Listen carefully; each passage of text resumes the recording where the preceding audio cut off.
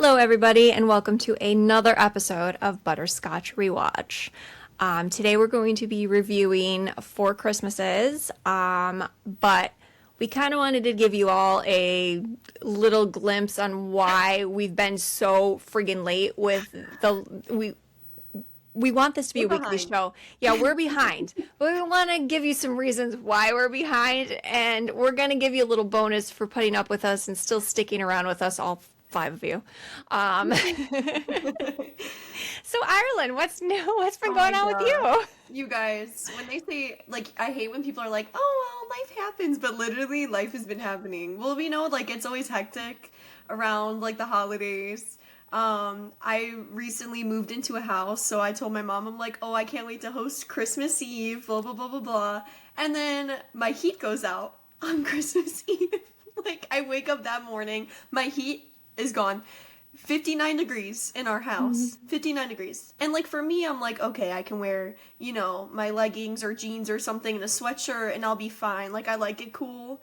But this queen right here, it has to be 80 degrees. She's like a reptile where it has to have like that heat warm lamp like at all times. So my aunt had to bring a freaking heater. So that was the first thing that happened. Yep. What else happened? Oh, and then when you tried to call the emergency line.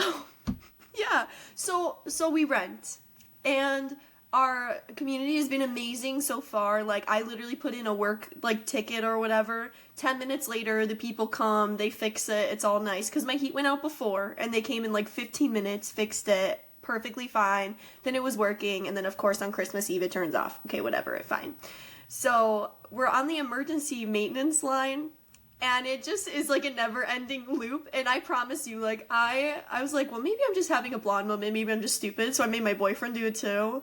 And he got the same thing. Like, literally every 5 minutes, it was like, thank you for calling. And then you have, like, a southern lady, and she's like, all right, press 2 if you are not part of the maintenance committee at the Aventare. I'm like, girl, can you get out of here? So I literally, like, it was a never-ending loop, and I was really frantic. So then I call my mom, because I'm like, oh, Dad fixes our furnace all the time because we're Polish, so we never pay anybody to do anything. So we just take it apart, and then we just hope for the best and slap some aluminum foil, and then it works. Yeah. We just, like, it's like the cartridge in, like, the Nintendo 64 where you have to, like, blow on it and you put it back in, and then it works. Like, that's how I feel most of these things happen. So we tried it, and he's like, whoa, open up your furnace. Okay, no problem. Don't even need any tools. Just, you know, open... Wires everywhere. I did not know I was living in, like, a freaking Google house. Like, I'd never seen a furnace with so many wires. I've never seen an electric furnace before. I'm like, what is even going on? So it's kind of a hot mess. Yeah. And the holidays are crazy. You know, we have, like in Four Christmases, we have my parents, we have my boyfriend's parents, we got grandparents, we got aunts, we got uncles. Ugh. Hot mess express. I would like to say that Ireland did a fantastic job hosting Christmas Eve. She made a delicious ham and all, like, these sides. She was on point. I didn't have to help for anything. I made the gravy, big deal. I sat there and whisked. She was slaving away on my electric stove. Yeah, I'm like, oh man, look at this. Woo! Yes, like she made it. Yes. She's not one of those people that, like, says, I'll do it, and then everybody's doing everything for her. She did everything. It was phenomenal. You did a great job, Ireland. So kudos to you, especially for your first time. And it was, like, just you because, you know, your boyfriend was at his family's Christmas Eve. My boyfriend literally goes and sits and does hibachi for Christmas Eve every year. And I'm over here slaving away. No, I'm really not slaving away. Like, I literally made a ham, warmed up some mac and cheese, made mashed potatoes. Like, it was not very exciting. But I would love to just have the hibachi, like, dinner experience on Christmas Eve. Yeah. Yeah. But you did a great job. Thank you. We did do some fun things. We did go see the musical Six, which is about the six wives of Henry VIII. We took my sister, your aunt, with us. She very much enjoyed it because it's great. So if you have not seen that, definitely go see that because it's really, so really good. And if you're a history buff, like, they sneak things in there. It's not just like goofy. Like it's entertaining, but it's also informative. And Mhm. House of Holbein is the best song on the soundtrack. You cannot argue with me. Absolutely. You will be arguing with the wall. Yes. And Anna Cleves has the best song. I love her. I cannot wait for her part to come up. Like, yes, Anna Cleves. It was like Um, one of those things when we were sitting in the theater because me and my mom have seen this before. Like we've seen it. mhm. We've obviously listened to the soundtrack off of, Spotify and stuff, but then we've also seen it in person before, but this was my aunt's first time seeing it. So every time we were anticipating one of our favorite songs, you could just like both of us looked at each other, we're like, it's here. It's coming. Yes. Yes. So we did it. We did that. And her and I, like she said, we would just look at each other and be like, Yeah. we know what's coming up, and we look at, So my good. sister, just see if she's like reacting the same way we are. Cause we are She's in huge. her own world. We went a lot of the like Chicago Broadway like lotteries, so we get to Mhm. see all these fantastic plays for For like it $30. used to be 25, now it's $30, big deal. Inflation. And there's been times we've gotten front row, like the first two seats, we've got front row center, we've gotten like second row, we've got like ninth row center. It's always like really great seats for $30. And we've seen, gosh, like 15 or 16 of them that we've won. Yeah, So I was gonna say many. I low key have my playbills right here. Like I like because I have them all. Because I want to get that like book that preserves them. Like it's kind of like Yeah. a scrapbook, but with all the things. So and all of these things, except for Hamilton, we did not win the lottery for Hamilton. No, we paid for that. We paid for that because Hamilton is my. I know every song on that soundtrack. I'm obsessed with Hamilton. Yeah. Clue, all of these craziness going Which is on. great, So Yeah. worth it. So we did that. And then the week before Christmas, we went and saw the band Cake. So if you don't know who Cake is, Yeah. please get acquainted with them because they are fantastic. They were so good. So they're old dudes like me, and they're they were supposed to have an opener. Who was the opener supposed to be again? Miles Smith, the Okay. stargazing, like very talented young singer, but for I think a last minute thing because they announced it like the day before. I think that he wasn't performing. Yeah. So So Cake Bummer. decided, instead of them trying to find a opener, Cake's like, we will do 2 sets. Okay? Now, this is how much I love when you get old. You want to go to bed early, right? So the concert's supposed to start at 7. Now, anytime it says 7, you know that opener's not coming out until like 7:30 or something like that. you're lucky, like Talk with my hands. 7:15 or 7:30. Sometimes it's like 8:30. Oh, Horrible. no. No, Cake was on that stage at like 7:02. Yep. And they started playing. They said they're going to play 1 set. They're going to take a 10 to 15 minute break. They're going to come back, play a second set. They didn't play as many songs from Fashion Nugget as I would have wanted. But they did play the hits. Albums, They did play though. plenty. Yeah, they did do I Will Survive and stuff like that. So when that 25 years comes up, I think it's I want to say that's next year or the following year. yeah, think yeah. next year. I think they're next think it was year, 96 and was. Local H is 28. 28. Oh, Yes. 12 Angry Months, I know. We will be there for that one. 2028. That is my Yeah. album. Yeah, I know so, that's yours too, because now it's mine because it was yours. But super low key. I Oh, don't it's stop great. like this. Oh, it was I'm like glad. an interesting crowd because it's a lot of like my age Gen Xers and stuff, like just old dudes and like with their wives or their girlfriends or something. There's a couple like hipsters. It's just a really good. It was a nice like calm crowd. No like crazy. Yeah, no craziness. People just And- singing and pointing. A lot of pointing because there's Yeah. a lot of like whenever he sings, the background like literally repeats the words he says. It's like stays up late. So Yeah. everybody doing a lot of the pointing and the. Yes, he enunciates every single one of his words. Like because his lyrics are very peculiar. Like he does not have normal lyrics. Like I feel like when you first listen to things, like it doesn't make sense, and probably the 25th time you listen, it still doesn't make sense. Right. But he or the whole band did a wonderful job. Like even like everything for the short skirt, long jacket, like down to the bass, down to the guitar, down to the What's little. that thing called? The I little. don't know. I was gonna ask I you. call it like the rattlesnake sound. It makes that like rattlesnake, the like. Yeah, I don't know what it's called, but And you, my like, dad looked it push up it. in like 0.2 seconds because I think he wanted to buy one for Christmas. And they do have it But on Amazon. Yeah, it's it's on on Amazon. Amazon. You can If you're get it on interested. Prime. Yeah, I forgot what it's called. But it was insane. Like I just felt like I was like, wow, these are true performers and that they still care because they literally sound exactly the same. I loved it. I love when that happens. Yeah, so we had cake to go to. And of course I'm old, so the next day I was like super tired. I Like, took the day off of work. I and wanted go. to take. I had to work, and then I wanted to just nap all day. Yes, I am at that age. And then what was it? It was that Friday, so we went on Wednesday to cake. So on that Friday, I get up to work, and I have a blind spot in my right eye. So it looks like, when you look at the sun and you look away and you see that like dark black spot, that's what I was seeing. And I've worked in the eye industry for almost 30 years. So I know that that's not a good sign if you suddenly lose your vision. So went to the eye doctor. They got me right in. Great doctor. She's wonderful. They did some testing, dilation, all that kind of fun stuff. Come to find that I don't have macular degeneration, which is what I was worried about because That is good. center vision is macula.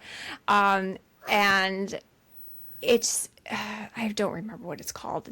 But anyways, what it is I have like a bubble in my layers of my eye, and it's causing like this, now it's brown, this big brown spot in my right eye. So colors are different when I look with both my eyes, and it's blurry in the center. So I have my left eye, which is my crappy eye, trying to compensate for my right eye. So I couldn't see, and I got dilated, which means if you've ever been dilated, you can't see up close. Like it's, and you're very sensitive to light for like 4 to 6 hours. Well, I had your father's work Christmas party to go to.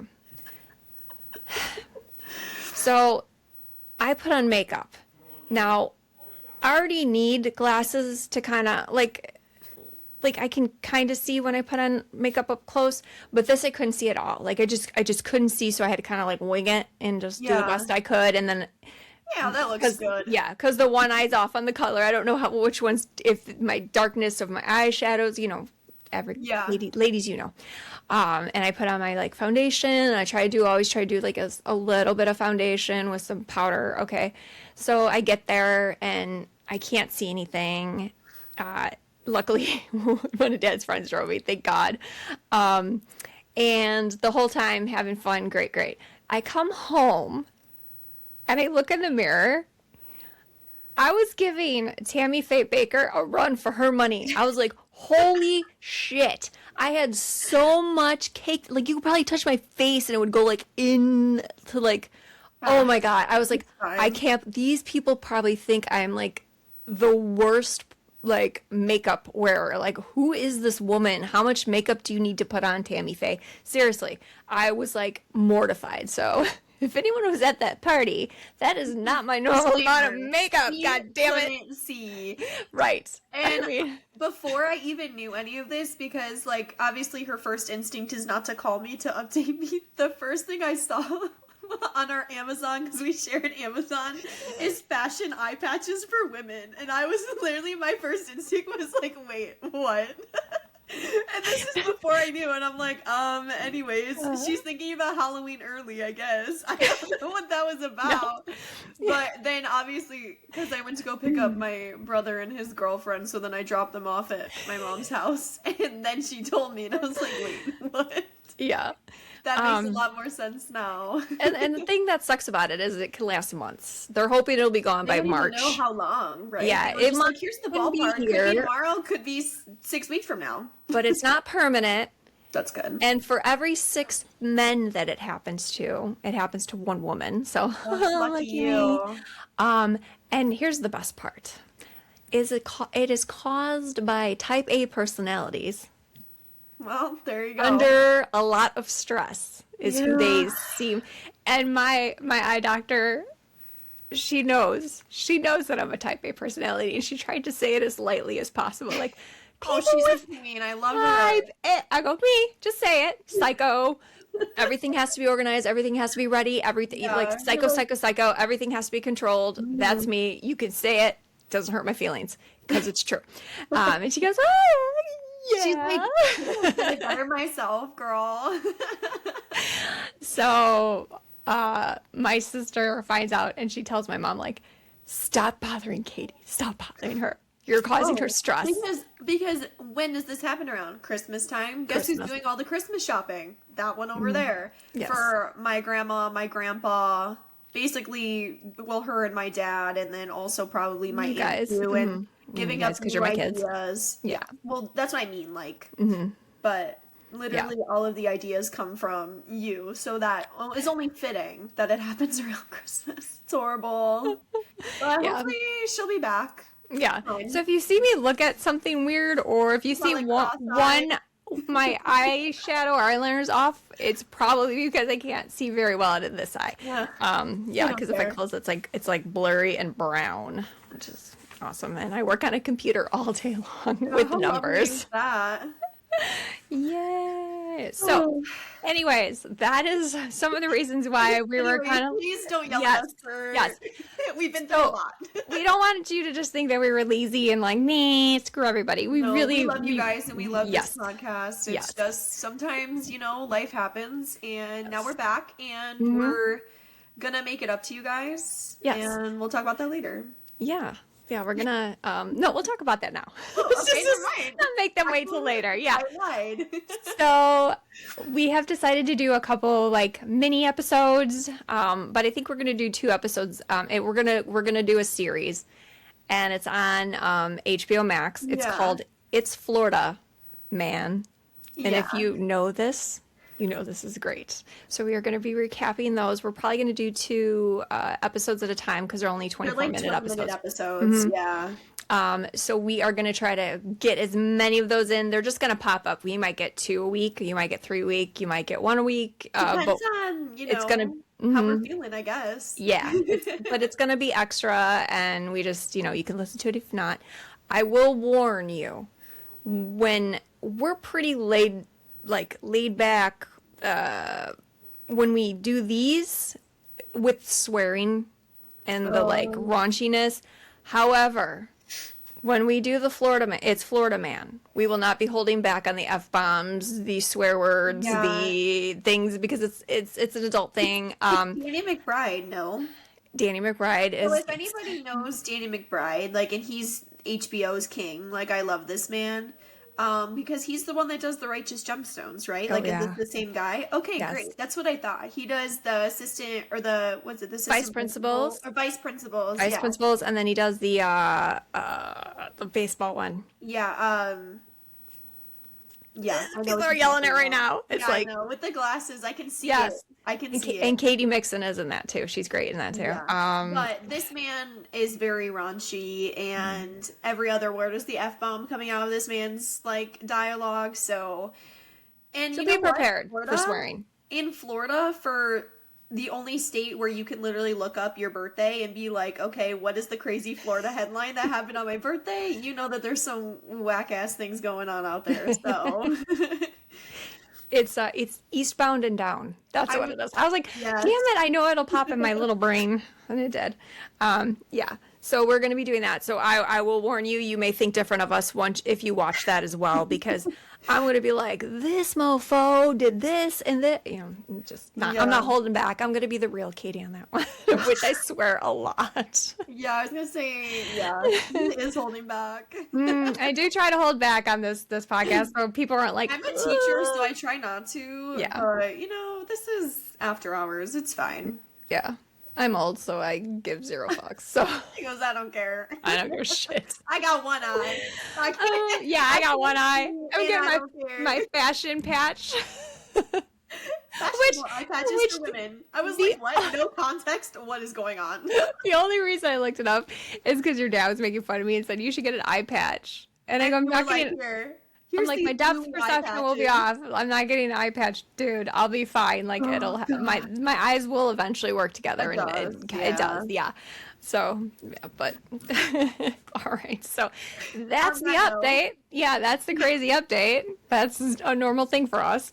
Um, so I guess we're gonna get into Four Christmases. 20 minutes later. Yeah, everyone's like, everyone shut it off already. They're like, Now. these bitches won't shut up when nobody cares about your real world Literally, problems. nobody cares about your eye patches. Okay, Yeah, no, they care about, they want to see the eye patches. We would like to see the eye patches. I did not order eye patches, but No. as a joke, I might do it in spite for your dad, and then like wear it to any of his work functions, Oh my just God. for spite. But Perfect. yeah. So, all right. So let's get into Four Christmases. Made in 2008, directed by Seth Gordon, starring a lot of people. So we got people. Reese Witherspoon as Kate, Vince Vaughn as Brad, Mary Steenburgen as Marilyn, which is Kate's mom, John Voight. They said his name was Creighton, I guess. I don't know. That's Kate's dad. I don't know if they say his name He's in it. in it for like 4 minutes, 3 yeah. minutes, yeah. It's 4 minutes and 4 Christmases for him. literally. Robert Duvall, who's Howard, which is Brad's dad. Sissy Spacek is great as Paula, his mom, Brad's mom. And of course, Brad's two wonderful brothers, which are John Favreau, he plays Denver, and Tim McGraw plays Dallas. The fantastic Katie Mixon, who plays Susan, Oh, I Denver's love her. wife. Freaking love her. And then Kristen Chenoweth's in there as Courtney, which is Kate's sister. So we've got quite a Quite a stacked, like, I was gonna say playlist. Now I'm still stuck on the concerts, but like stacked cast list. yeah. We're gonna we'll basically go through just each of the Christmases. There's one we're gonna stick on a little bit more because it's the best Because it's scene iconic. ever, and it's freaking iconic, and it needs its own like time of non-rushing. Yeah. So do you want to start off, Ireland? Sure. So we start off with just like no context, no introduction to really anything. We just start off in a bar and we see Reese Witherspoon's character and Vince Vaughn, and this is Kate and Brad. But we are introduced to them as Kent and Daphne. And they're doing like this little why was I going to say cosplay? Role That's playing. not correct. Yeah, it's kind of cosplaying. I mean, he did have he wore glasses. Yeah, he literally put on a pair of glasses and changed his entire personality. Yes. But no, they were just kind of role playing, like seeing like how they can pick up each other in the bar, and they're just having this cute little banter, and then we see them, making out in the bathroom later or something like that. And then we see like a very nice, cute, wholesome, like they're back at their house, they're brushing their teeth together. They are playing board games on the couch, like they're playing like backgammon, and she's just like, "Oh, I bought those noise canceling headphones that you love so much for our trip." And then Vince is like, or Brad is like, "Oh, well, I, scheduled a massage for us." Like they are very much in love and very like, I want to say like they're definitely like dinks, like double income, no kids, like the perfect Yeah. vibe right now. And you just see them like they're taking dancing lessons and they're really good. And there's other couples, and usually couples that take dancing lessons, like these beginner dancing, are going to get married and they want to have that first dance be really cool. Dance. Yeah, so Dance for mine, so so she has he helps her take her shoes off. He's like rubbing her feet and everything. He's like, "How's that?" And the two couples are watching them like, "Oh, they're so cute. Oh my God."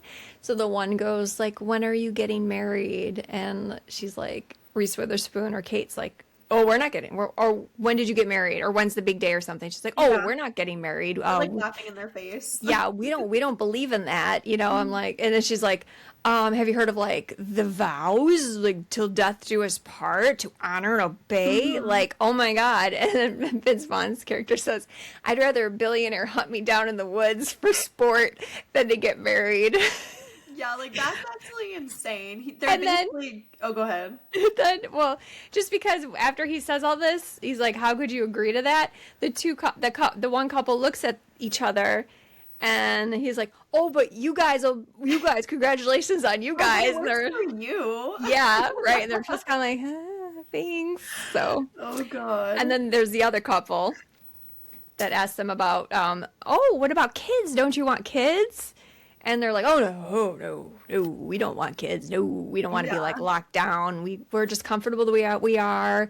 You know, we don't need to get married. Yeah, we want like us loving each other not to be turned into a chore, like something that we have to do. Right. But like marriage is so cool for you guys though. Like that's how it made it feel. And the other couples are just like, anyways. Yeah. Yeah. And then they're back home and they're getting ready for a trip. Yeah, so they go on a trip every single year that they've been together. They miss Christmas every year with each of their families. They both come from divorced families, so it just sounds like a complete like chore, like visiting for families here. Also, if you hear that noise in the background, my boyfriend has now discovered Arc Raiders, which if anybody knows what that is, I still don't really 100% know what it is. But is taking over his life. So if you hear the screaming and the talking, that's what it is. I apologize for that disclaimer. But so this year they have decided that they are going to Fiji, and they're lying to their family because they're going to Fiji for fun. However, their families believe that every year that they are missing Christmases, they are doing some form of like charity work. Like they're feeding the orphans, or they're building houses for families, or they're doing something with babies, and like basically anything under the sun. And we see them going off to the airport. And what is going on at the airport? There is tons and tons of fog when they're driving. And they're at the ticket. Everything's canceled. Every single flight. Canceled, delayed, canceled. Their flight's canceled. And they're at the ticket booth. And we see a little cameo by Peter Billingsley, who was in The Christmas Story. Ralphie, right? It was Ralphie, Yeah. right? That's his name. Ralphie in The Can't Christmas forget those Story. beautiful eyes. He's got Yes. the most stunning, piercing blue eyes. does. Anyway, sorry. He still looks the same, though. Just Looks like exactly the like- same. No, shoot your eye yeah, out. yeah, he still looks like he's got that young face, but obviously, you know, he's older. So he's the ticket agent. He's like telling them, "There's nothing. I can get you on a flight tomorrow." They're like, "Tomorrow doesn't work. Do you have like a sister airline?" And he's like, "No, I'm sorry." And he's like, "Do you?" And then he's like, "Do you have like an airline that felt up another, like your airline felt up another airline kind of thing?" And he's like, "No, sir, I'm sorry, but we can get you into the Radisson, a nice suite." And, you know, Brad, of course, being sarcastic. Oh, like, the Radisson. "Oh, honey. Wow. Oh, honey, we need the to miss." Radisson does have a McDonald's in the lobby. Like, he's just such a smart ass. And I love him fun. He's Does so it come funny. with the Sizzler and then we can go to McDonald's for a dessert? He's like, "Oh, honey, we should miss flights more often. We should get them canceled more often with this you know, four-star or five-star, you know, service here." And, you know, the news is there, of course, because this is you know, it's right before a holiday and it's now it's even busier because everybody's been canceled. And they're like, "Let's go talk to one of our couples." And you see Kate and Brad right behind them, and then she's like, "Hello, how are you guys?" Like handling the delay or whatever. And Vince Vaughn just kind of freezes. Brad looks like he just saw Medusa. Like, Yeah. Vince Vaughn's character has like stage fright, or like not stage fright, but like I don't know, something. Like He just like forgets how to act. he has kind of like word vomit, but the words aren't coming out. So he's just kind of like I talk with my hands and I keep hitting my damn thing. So he's just kind of like and then Kate's phone rings and she's like, "Hi, Mom," because they've seen them on TV. Yes, yeah. and then Brad's phone rings and he's like, "It's my father. Should I pick it up? Should I like They're live on literally TV? on It's the live on camera." TV." I don't know. And he's like, "I don't know what that means. What does that mean? Yes or no? Yes or no? I don't know what to do. I don't know what to do." You know, and then they're outside and you hear Kate say, "Yeah, Mom, he's really excited about the hug." He's like, "Hug? I'm not hugging anybody." "Yeah, Mom, he's really excited about the hug." "Okay, we'll see you. Bye." And Brad's like, "What did you just do?" And they have scheduled 4 Christmases for the day. they're gonna go like to the mom's house, the dad's house, the mom's house, or dad's Yeah, house, because mom's both of house. their parents are divorced, so Hmm. that's just how the cookie crumbles. Yeah. And we see them heading off. They're driving in the car, they're going to their first stop, and before they even get to the first stop, which they have decided is going to be Brad's dad's house, um, before they even get there, they decide on like, okay, well, we're gonna try to get in and out as soon as possible. Like they have a game plan. If there's anything like if it gets too out of hand or you need help with anything, we need to come up with a safe word. And their safe word is mistletoe. And we'll hear this a couple of times, but never will they ever act on the safe word of mistletoe. Yes. The other one never hears the other one say it. No, it's so funny. It is. And they just both agree, like, both of our families are absolutely insane. I do Hmm. not want anything to come between us because we have such an amazing vibe. Like, just promise that we're never gonna let our families come in between us. And they're off to the first stop. Yep. First stop. All right. House number one. That's Brad's father's house. So that's Howard. And so Brad goes inside. The dad greets, Brad, and he calls Kate Tiny, and Kate has already sent all of the presents ahead of time. She makes sure that everybody has their presents for each of the families. She sent them ahead of time. Very nice presents. And as soon as Brad walks in, his one brother, it's Denver. I'm gonna mix them up. I know it. Denver. Doesn't matter. They're just Hey, so what's up, iconic. bro? Hey, what's up, bro? And then he just like tackles him to the ground. And then like the other brother comes and he also does the same thing. So it's like they're non-professional, or did he say semi-professional? Cage fighters, like MMA guys. They I they don't they know. think they're They're MMA definitely guys. wrestling in like the downstairs of like an Italian restaurant or something like that. Like it's definitely not. Yeah. They're just And yeah, so so funny. and then Denver gets up and he goes to Kate and he goes to shake her hand and he goes, "Oh, you must be Orlando's girl." And she goes, "Orlando?" And then Brad's like, yeah." So he's like, "Yeah, we're named." Denver's like, "Yeah, we're named after where we were conceived." Yeah. Orlando. I'm And Denver. Denver is That's Dallas. Dallas. Okay.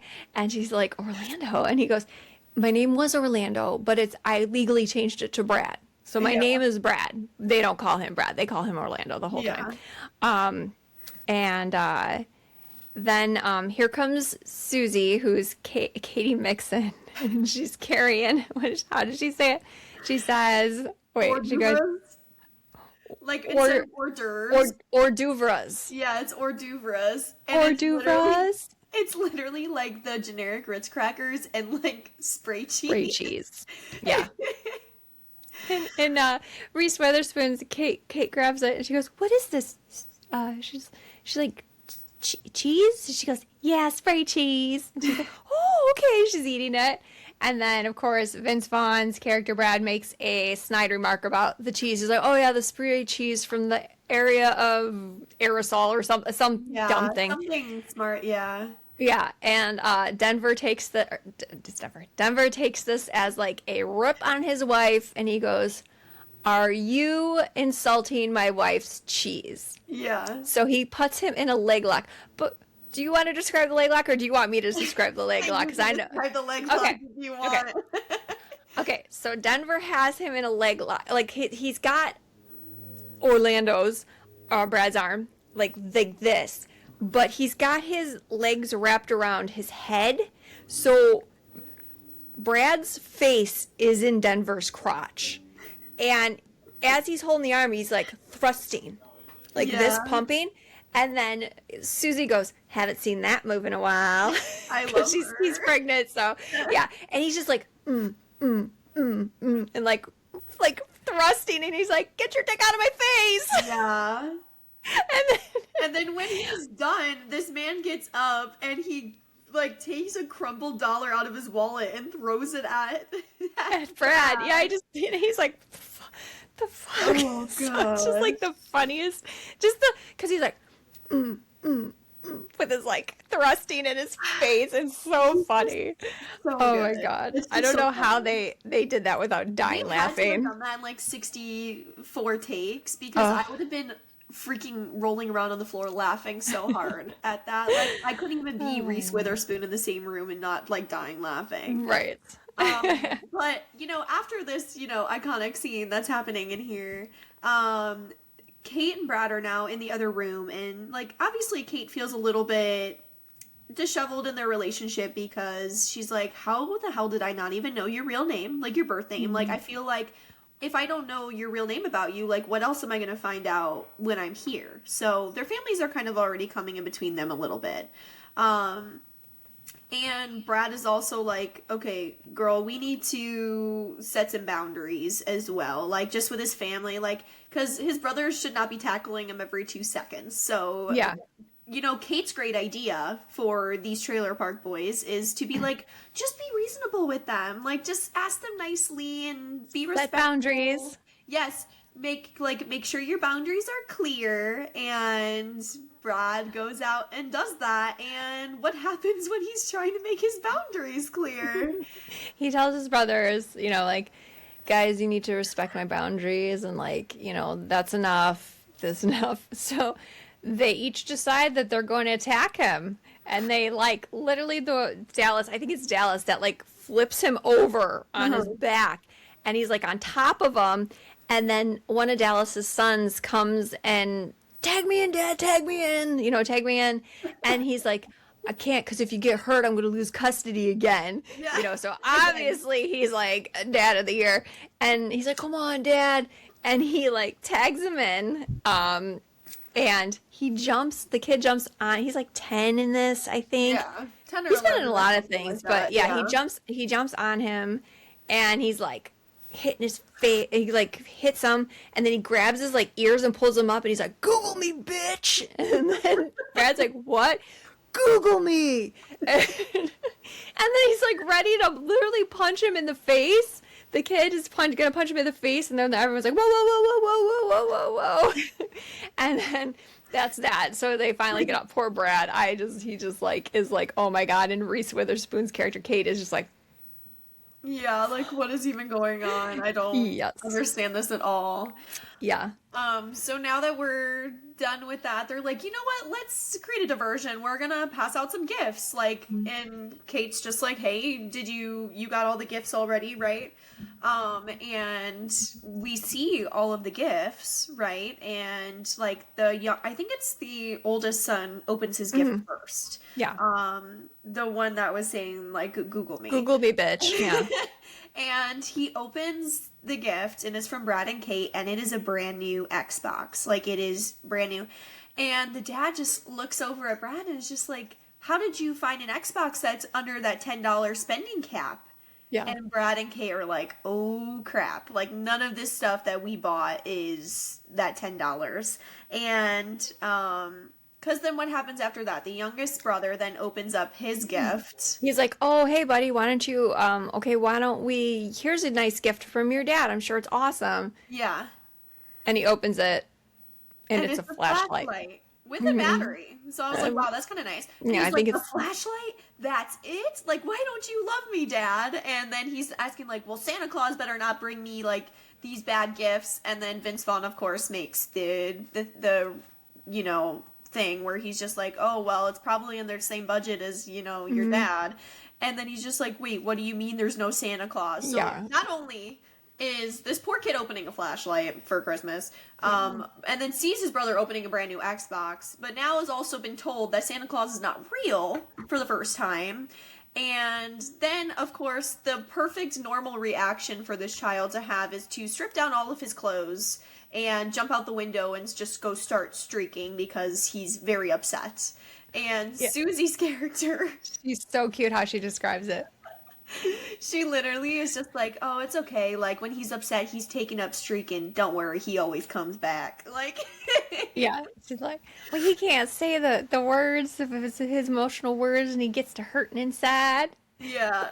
Streaking. That's so true. And then don't worry, he always comes back. Yeah. And then as soon as she says that, because he had stripped off everything but his socks and his underwear and jumped out the window. But after she said, don't worry, he always comes back. You see the underwear thrown inside. Like he's literally, this kid probably just has his socks on. God. Yeah, so that's, That's funny. Well, it's Howard's turn, the dad's turn to open up his gift, and he opens it up, and it's a satellite dish. I think it's It's not a Dish Network. satellite. It's a satellite dish. Yes. He says Howard thinks it's a satellite. What do I need a goddamn satellite for? Now, Howard is your typical man. I do everything myself. I need the bare minimum. I have a roof over my head. Everything is perfect. Like, I've Yeah. done the same thing since 1972, and I do not want anything to change. Yeah. He's very, like, he likes how he likes it, and that's it. So, And this yeah, he whole... doesn't like his women free thinking at all. This is why he No. doesn't have a That's like significant the other. worst. Yeah. Yes. So he opens up the satellite dish, and Kate says, "Okay, don't worry, Howard." And he's like, "How much is this going to cost me every month?" And then Brad's like, "How much?" And Kate's Yeah, they like, got it they'll covered. pay it. Yeah, they're like, "Well, just pay for it." And he's like, "It's free, Dad. Apparently, it's free, and you don't have to pay anything for it." And then Kate says, "Oh, the installation guy comes on Tuesday," and he goes, "Oh no, cancel it." Why does he want to cancel it?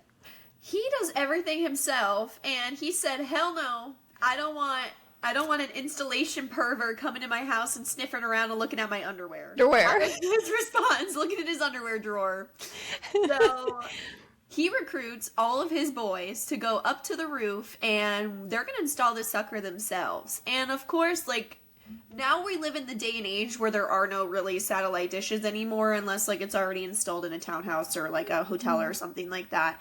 But there are wires running throughout the entire house, in this little section here, and they're all on the roof drinking beer, which is outstanding, and trying to install this satellite dish while the dad is just like seeing, like, how is the picture coming through, because of course he's relied on rabbit ears this whole time because he has wanted nothing to change. So as they're, on the roof, of course, Denver and Dallas are just drinking their beer, sitting on their butts, basically, not doing anything.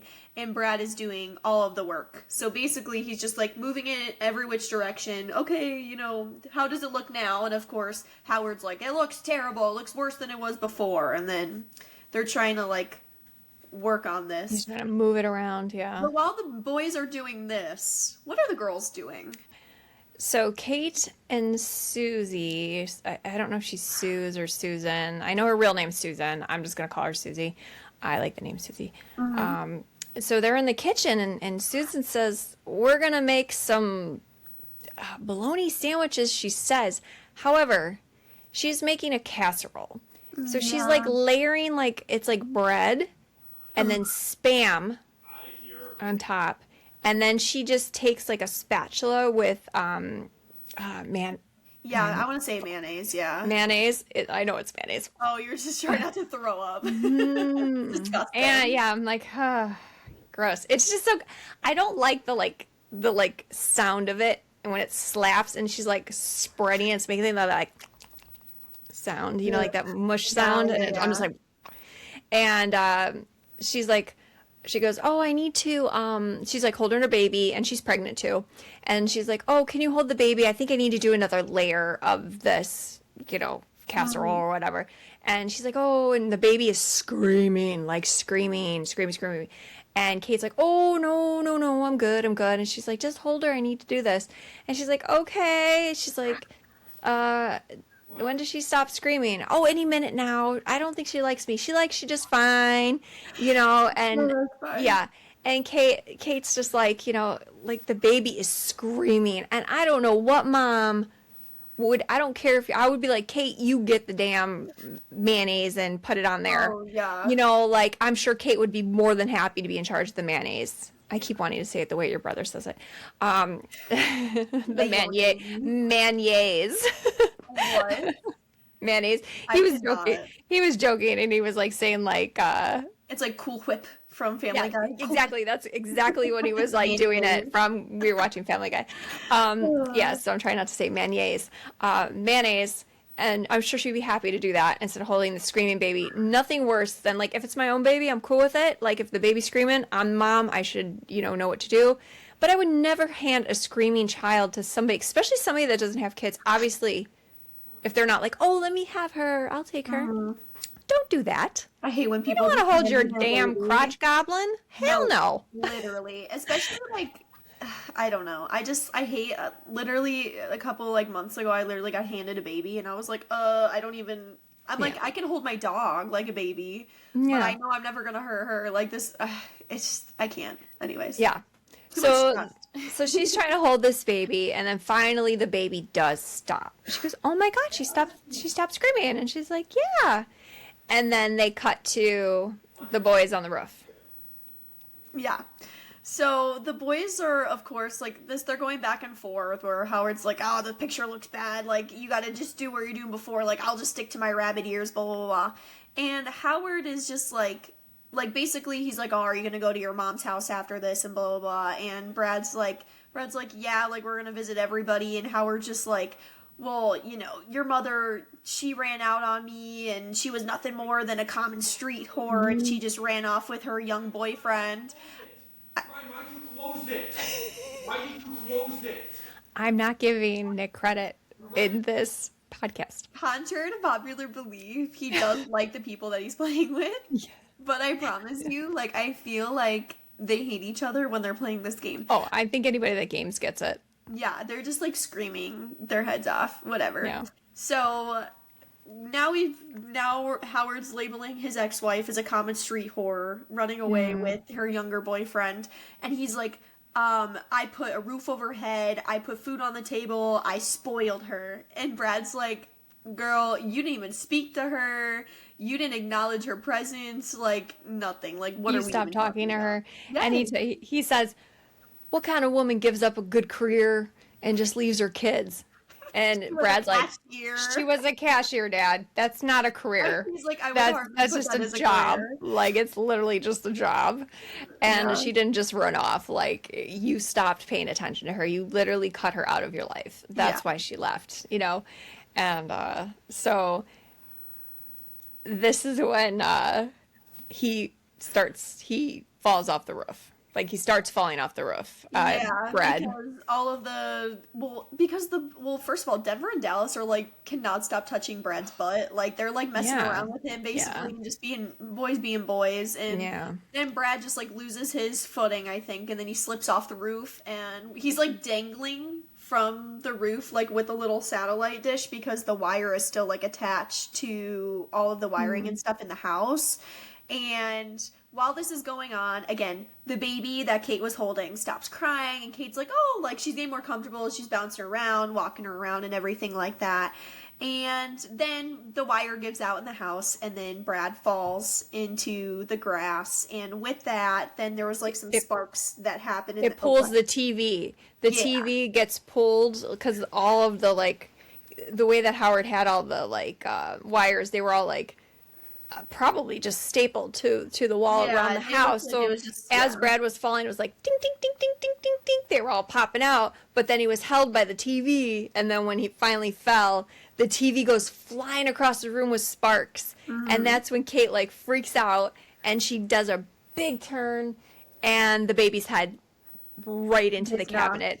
Yeah. But the way it's so like it's just funny how it's shot. I mean, I know it's supposed to be funny, but it's so deliberate that she literally like moved into the cabinet to make sure that this, you know, obviously fake baby hits its head on this cabinet. It's like she almost like reached out the baby and was like boom, you know, like Yeah. woo. And then Susie just goes, "Give me back my baby." Yeah. Yeah. And then while Brad's just like laying in the grass, like outside of the house, he's just like mistletoe, like trying to say a Very safe word, quiet. but it's already too late. Like Yeah, he's like in the bushes and he's like mistletoe. She can't hear and him. with that, because you know that first Christmas wasn't good enough, now we have 3 more to get through. Right. And now they're in the car, and a conversation that Kate was having with Susie before gets brought up, how she's like, oh my god, Brad, did you ever hear what happens to your nipples after you breastfeed? Because before, Susie was like, oh yeah, and like, oh, it might hurt at first, but you know, the nipples get tough. Like she goes, you want to flick one? I can't even feel it anymore. You want to Yeah, flip one? and Brad's just like, I really don't want to hear about this right now. But Yeah. they are on their way to house number 2, which is now Kate's mom's house. And Kate's mom has a reputation of being quite the cougar. Yes, her and her aunts. Yes. And her mom. So, and her mom. Yeah. So they pull up to the mom's house. Sorry, I like your hair somewhere. Pulls up to the mom's house, and there's like, it's not decorated. Okay, I don't want to say normal. It's normally they just have, the house has just your, your average like couple little candy canes and stuff. It's got this big statue of Jesus, like, but it's like a cartoony looking Jesus, isn't it? It's kind of cartoony looking. And it's not normalized for her mom, basically. Right. So as soon as they pull up, Kate's first instinct when she sees this, because there's like the nativity scene and like the giant, like it's huge Jesus like statue outside, and she goes, mom must have a new boyfriend. Yep. So that's how we know it's not normalized, like in this scenario. Yes. And she's correct. She does have a boyfriend, a new boyfriend. What's his name? Pastor. I want to say Phil. Pastor Phil. It is Pastor Phil. There it is. Okay, yeah. It was like either Jeff or Phil. Yeah. And if you remember, Kate's mom, gives Kate just like a little, like a hug, like a quick hug. And then you remember how the mom was really excited to give Brad the hug, and Brad was very excited to give mom the hug. I don't want to get a hug. Yeah. And she's like, yeah, he's real excited about the hug, mom. She goes, come here, you big old teddy bear. I think what does she call him? She says, I don't have it written down. It was like, you big old fat purple teddy bear or something like that. 'Cause he's wearing purple. Teddy bear. And she like hugs him like really long. And then here come the two ants. The two ants like run in, and they're like, oh my gosh. And then here comes Graham. Yeah. And she like starts like, where is Graham? Yeah, she's messing with his belt. It's like almost like he's taking off his belt. Yeah. And very handsy. And Kate is introducing like, oh, this is, my mom, Marilyn. This is my aunt so-and-so, my aunt so-and-so. And this one playing with your belt is Graham. And Brad says something like, the belt comes with, I'm attached to the belt, Graham. I'm attached to the belt, Graham. And then didn't he say like, I like your sweater though, or something? Yeah. And then she goes, I get it. She winks and she's just oh no, Graham. Oh no, like she's on it. She's ready. Oh yeah. So they go into the next room, and this is where we meet Courtney, who is Kristen Chenoweth. This is Kate's sister. Mm-hmm. And Courtney has her like boobs out. She looks great. All of them have their boobs out. I feel like mom especially. Yes. Yeah. And it was funny at first because Courtney wouldn't even get up to like say hi to Kate. She was like, oh, sorry, I'm trying to get the baby to like poop. I have to burp him and blah, blah, blah. And then as soon as Brad comes in, then she like stands up, like adjusts her chest and everything like that. And she's like, oh, like pleasure. Like, ugh. Yeah. Oh, hi, how are you? So you see in the room, besides Courtney and the baby Jackson, you see Granddad is sleeping in the chair, like any granddad usually. He's out. He's out like a light. Yeah, pretty much. And then he goes, I'm gonna sleep. Yeah. And I'm like, okay, Dad, just go to sleep. Like, it's okay. Like, it's also 4 p.m. I also want to go to sleep, but I can't because I'm hosting this. Like, if I'm at my parents' house, I'm like, where can I take a nap, please? I want to nap. Especially all that food. Oh my gosh. Yes, the food coma. And then Jim is Courtney's husband, and he's just playing a video game. So he's like Nick. He's like, oh, you guys really in this game? Okay. And so Courtney had gotten up, she gives the baby to Jim. She's like, here, hold the baby. He's like, and he's like already sitting like this, and she sets the baby in his arm against the chair. And he's not even looking at the baby. He's just still like playing. And she's like, is he such a great dad? They're like, the bare minimum. Love that man. Okay. Hey, by the way, this is your kid. So they ask, Kate asks, where's Cassie, who is Courtney's oldest child, her daughter, and she tells her that she's in the jump in the backyard. And Kate goes, The jump jump. You have a jump jump. Why does Kate not like jump jumps, Ireland? Yeah, she doesn't like the jump jump. So when she was younger, she was terrorized by like all of these kids, and she kind of got like I guess like kind of terrorized in the jump jump, but also because when she was younger in elementary school, I want to say they said like years like K through Fifth 6 grade. or something like that, Yeah. fifth grade. They called her Cootie Kate. And they literally, and this reminds me of like the cheese touch from Dire Wimpy Kid, where they literally like, if they touched her, like in order to get rid of the cooties, they would have to like spray themselves with antibacterial or like the like Lysol and stuff, like just to get the cooties off. Yeah. And like that story is very traumatizing, I feel, because Brad was like, "Oh, like when did this happen?" And the mom's like, "Oh, it didn't happen for too long." And Courtney's just like, "Oh, K through 5th." Like that's She's a like- long time. She's like 6 years, but Kate knew for 1 year or something like that. Like Yeah, Kate but didn't. Kate only knew They for, were doing like, this all behind her years. back, so she had no idea why That this is was going trauma. on. That's Yeah. really mean. Yeah. So Kate doesn't like jump jumps because they locked her in there for like a couple hours, and they just like made fun of her, like Cootie Kate, Cootie Kate. So Yeah. that's why she doesn't like jump jumps. Yeah. So,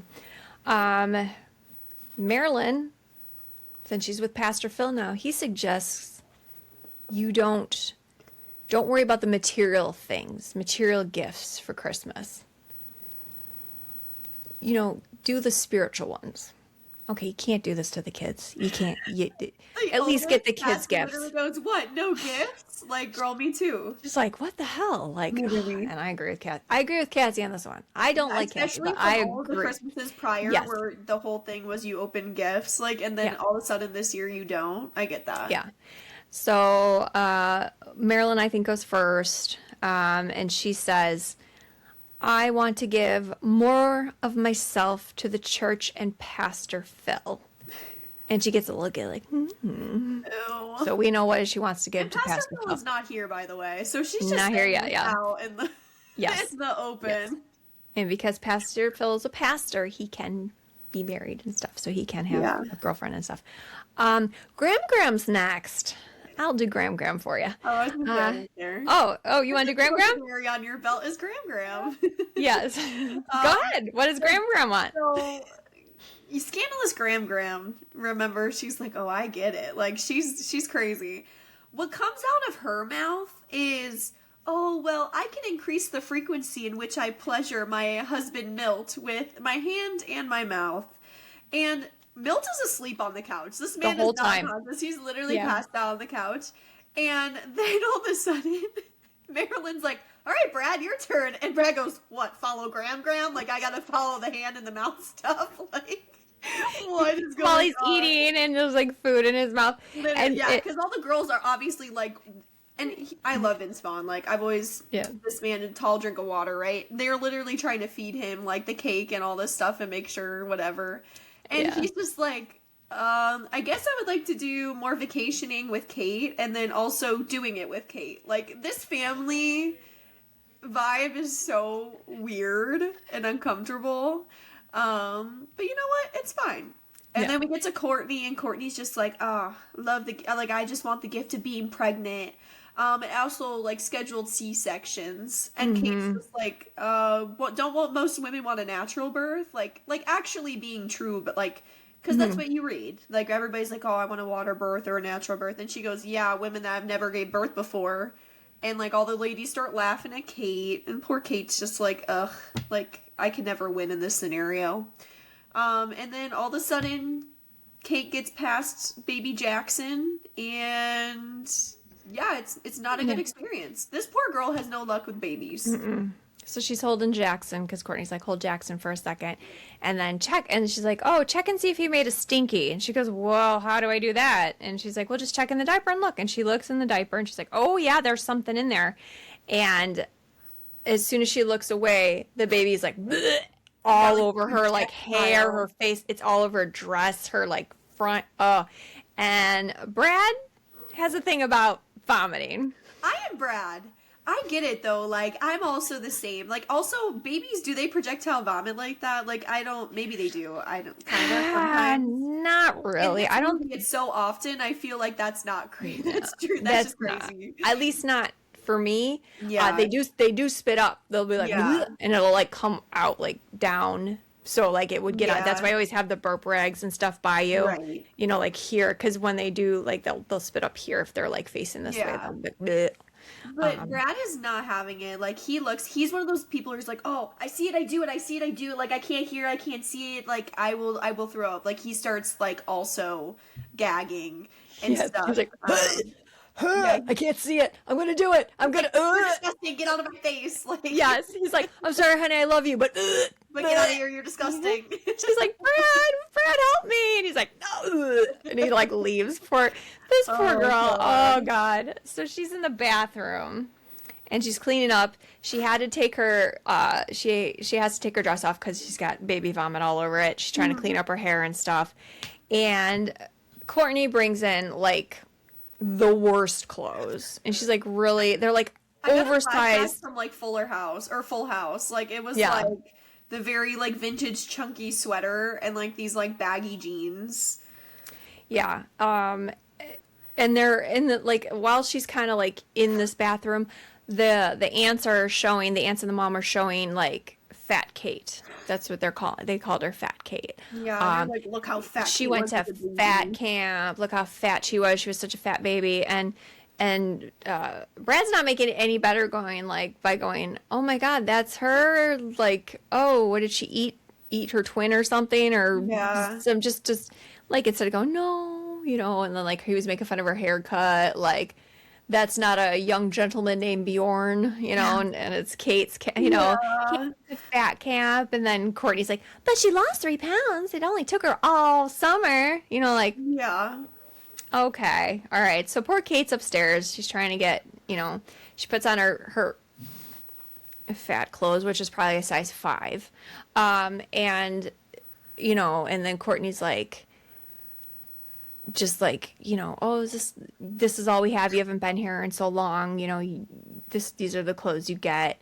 And so she leaves, and then this is when Kate sees the pregnancy test. Yeah, because I think that Courtney left her diaper bag in the bathroom. So this is when Kate is like snooping through the diaper bag and she picks up like the breast pump and then she's just like, curious. And then she puts it on and it was like actually suctioning and she's like, okay, heck no.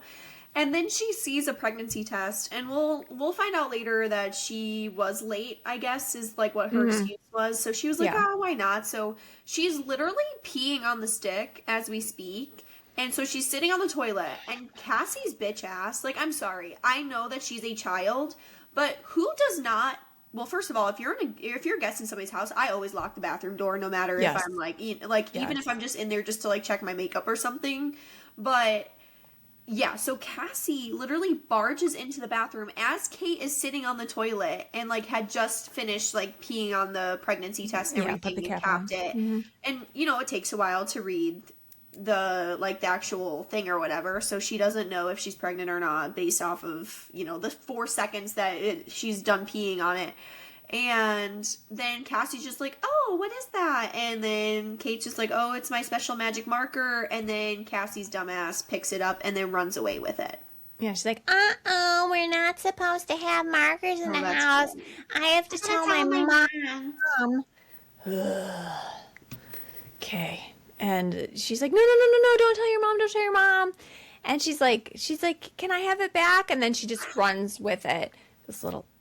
Yeah, and she escapes to the jump, and yeah, and Kate, of course, is like looking out the window at the jump, and is just like, ugh, like, man, I gotta face my fear, and this sucks because I need that stupid pregnancy test back before anybody finds out that I even took it. Yeah. And then while she goes, she does go into the jump. While she's doing this, they show Brad just sitting on the couch, literally being like hand fed by all the women. Like, Brad, and then They all they're showing him flock to pictures. him. Yeah, and then they're talking about Jo, her friend growing up, and Yeah. because they're like, oh, you're the first You're the longest relationship she's ever had with a man. man. That's how And they say it. he goes, with a man, and he goes, yeah, like, they were talking about her friend Jo growing up, and Jo is just, like, the typical masked lesbian, and, like, with the short haircut, like, the masked clothes, And then they're just like going through pictures of Kate and Joe in the scrapbook. Yeah. And so Kate goes into the jump. I have a problem. This is, I don't want to like punch kids in the face, but these kids I This want is to punch what in the I face. feel like the end result of gentle parenting is like. Like in Yeah. the jump, all of these a-hole kids are like literally ripping Kate apart. Like they're tearing her in all different directions. They're smacking her head like on the Oh yeah, the one kid's like boom, boom. Yes, like He's on literally top of her, slamming fistful his of hair and just like Yes. slamming your head into the thing Yeah. as she's like stirring it like mistletoe, like she's like waving like mistletoe, please. And like all of these kids are just a-holes. Yeah, like one of them like drop kicks her in the stomach. What if she was like pregnant? WWE style, like Yeah, what are like you doing? like a 12-year-old boy. What if she's pregnant? You could have just like caused a miscarriage, you piece of shit. Like Literally. I know they're trying to like make it, but one, if that was my kid and he did something like that, oh, he better run because I will eventually catch him. The talk that me and my brother would get when we went out in public, I don't care how much you hate each other at home, you are not going to embarrass me out in public. And we're just Right. like, okay. Yeah, I just thought you fight can each other all you want at home, but I do not want to see any of that in public. do not embarrass me in public. Don't cause a scene in public. However, Yeah. you can fight to the death when we get home. Yep. And we did. So Yep. it worked out. Yeah, I never had to spank you guys. I never had to like do any kind of physical harm. The best thing that worked with your brother was when I told him that I was going to give his Xbox to charity. Yeah. And then the kids were going to take pictures and say how thankful they were to have his Xbox. And he was like, hey, my Xbox. That was the worst thing. Or I would tell him that I would go to his school dressed up like a hot mess. Yeah. And then the I- towel and the robe. Yes, The which I hair did and him. the towel. Yeah. Put the robe on. Yep. Yeah. And I would go to every like girl in his class like, are you the girl that my son has a crush on? Is it you? I think it's you. And Yeah. And you would do that too. If it was bad enough, I feel like you would. if someone tested me to do it, I would do it out of spite. I would never do it. I would never anything like anytime I said I would go do that, I wouldn't do that. However, if you said, I'd like to see you do it, Mom, out of spite, you Yeah. damn bet I would do that. Yes, I would. Yes, I would. But you know what? My Absolutely. kids aren't slamming women's heads in a jump or kicking them in their stomachs and, like body slamming them. Yeah, but we were raised normal. Well, normal for the most Yeah. part. you were not That raised. kind of normal. No, you had to think about everything. I made you guys think, like, do you want to do this or do you want to do this? Yeah. I would tell your brother, do you want to test the theory, like, all the time? How many times I said that to your brother? Would Oh, you like sure. to test the theory? And he'd be like, no. No, please. Yeah, please don't test the theory. Mom, I don't want to. But anyways, enough about my terrible parenting.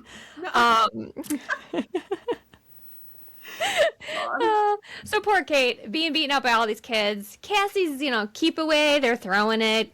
So finally, after so Kate gets kicked out of the jump.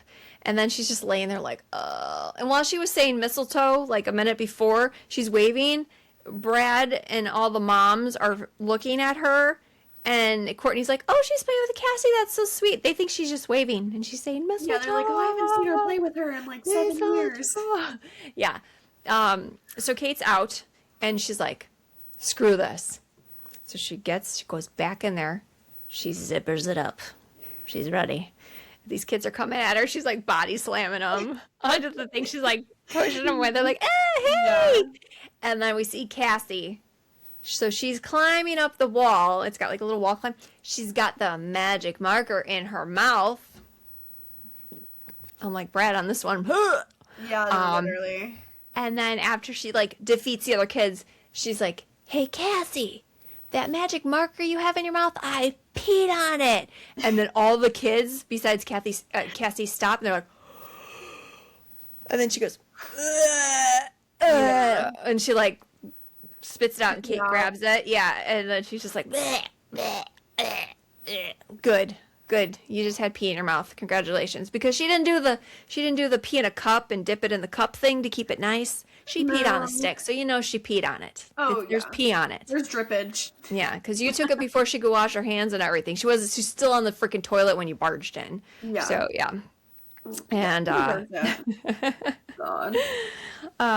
and then it's time to go to church. Yeah. Right. So after all that, and Brad confronts Kate Brad about, like, oh girl, like I learned all about fat camp. I learned all about your girlfriend Joe and your lesbian tendencies. Jeez. She's like, no, Joe wasn't gay. Like we would like be in her basement and we would play like suntan. And she would rub lotion all over my back. And like the more that she got into it, she's like, ooh, yeah, just kidding. Like I didn't know it at the time, but definitely was in love with me. But now, And Brad says, it's okay, honey. It's okay. Just don't judge me like how she was judging him about being Orlando. You're a better kisser for it. I love you. I was like, okay. So good. I love everything about this movie. But now we're at the church with Pastor Phil, and of course they need to do like what is it called? Like not the nativity scene. That's some nativity scene, yeah. I would say that's what it is, yeah. Reenactment of like Jesus, Mary, and Joseph, and he's like, "All right, I need a Mary and I need a Joseph," and of course, like Kate's mom is like, "Oh, like they volunteer, basically, like Kate volunteers, Kate'll do it," and Kate has stage fright, so this is not good. And Brad is just like, "All right, like we'll just do whatever," and Brad is taking this so seriously. Brad is learning every single line. Not only does he learn his lines, but he also learns her lines. Like, he is living for this moment. And Kate, when they all get up there, first of all, this Jesus baby, Bernard, he is the biggest, beefiest baby I'd ever seen in my life. He's so like, cute. he definitely right straight out the womb weighed 14 pounds. Like, this baby was freaking huge. Yep. So God bless whoever woman Yeah, gave birth to that baby. not enough wine That's for that poor mom. Monkey baby. Yeah. But they're on stage, and the first thing, Kate forgets all of her lines. She has stage fright, and Brad is basically the savior of the day. Like, he memorized both of their lines. The crowd is eating him up. Like, he's swaddling the baby himself because Kate couldn't find the loincloth, but it was really just, like, on Brad's belt. Like, there was a whole debacle with that. And, of course, Brad is eating this up and then is, like, bowing at the end, and, like, everybody's cheering for him, basically, like, chanting his name. So... Yeah. When the pastor's like reading the story, and he's like, and Mary swaddled the baby and placed him in the manger, and she couldn't find the swaddle because it was on Brad's belt the whole time and it wasn't supposed to be there. And then when she's like, I don't have the swaddle. Yeah. I don't know what to do. And then what does Brad say about the swaddle? He's like, woman, do your job and swaddle that baby. And then he's like, screw it, I'll do it. And he takes off the swaddle, and then he swaddles the baby, and then like says all of the lines and stuff. And it's just... he calls her like a bad mother. He calls Mary a bad mother. He's like, I will do it. I will unfit mother. Yes, I will swaddle the manger. Oh my gosh. It's so good. Oh, it's so good. Yep, and like Ireland said, everybody cheers Brad. Now we're on our way to the next house, but in the car, Kate says to Brad that she would have liked Brad to help her more. She's like, I get stage fright. I really wish you were there for me. And she mentions, like, well, if a plane's crashing, I would like you to put the oxygen mask on me first before you put it on yourself. And then Brad goes, well, the FAA would disagree with that. It's literally, the rule is always put your own mask on first, to help other people, then help other people, because if you're passed out, you can't help other people. Right. And, like, I agree with he's that. right. Though. Yeah, he's right. He's right. Yeah, so she's like, what he was trying to say, but he definitely, got her with definitely. that. They definitely say that. Yes, we've been on flights many of times that, it's like, please put your own oxygen mask on before you help those around you. Yeah. Yeah. So house 3. All right. This is the fun house. This house scene is just pure gold. Everything about it is gold. This is Brad's mom's house. So this is Yeah. the common street whore's house, as Howard would call her. She is Paula. I think Paula's her Yeah, name. Yep. Paula. Paula is like this super cool. She's played by Sissy Spacek. And she's super cool. She's like the like Like earthy, hippie, free love. Like it just her house is definitely decorated a with like crystals. spirit. Yeah, free Yeah, spirit. has the most stunning house as well. Like she has like the mosaic like painted glass in the windows and the crystals and like the beads and stuff that are hanging in the doorways that you have to like go through and like all this kind of stuff. So it's very cute in there. Definitely a free spirit. Yeah. Yeah. And she's just so here's who's at the house. So we have Brad and Kate, obviously. We have Paula, her boyfriend, Daryl Mitchell comes next. I think they're just boyfriend and girlfriend. I'm Yeah, pretty they're sure. just dating. Yeah. But also Denver and his wife, Susie is there. Awesome. Power They couple. will come into play later and we will love them for it. So Paula talks about, is telling like Kate about, she calls him Bradford. So that's kind of like a weird thing because his name was Orlando. I don't know if his name's not Bradford, I don't but know. whatever. But she calls him Bradford. I don't know if she's just doing that because she's one of those people that just calls people names however she feels, And she's telling Kate, oh yeah, he breastfed till, he was 5. He was always a mama's boy. He's more sensitive. Where Denver and Dallas were more like their dad. And she says, I gotta get this right.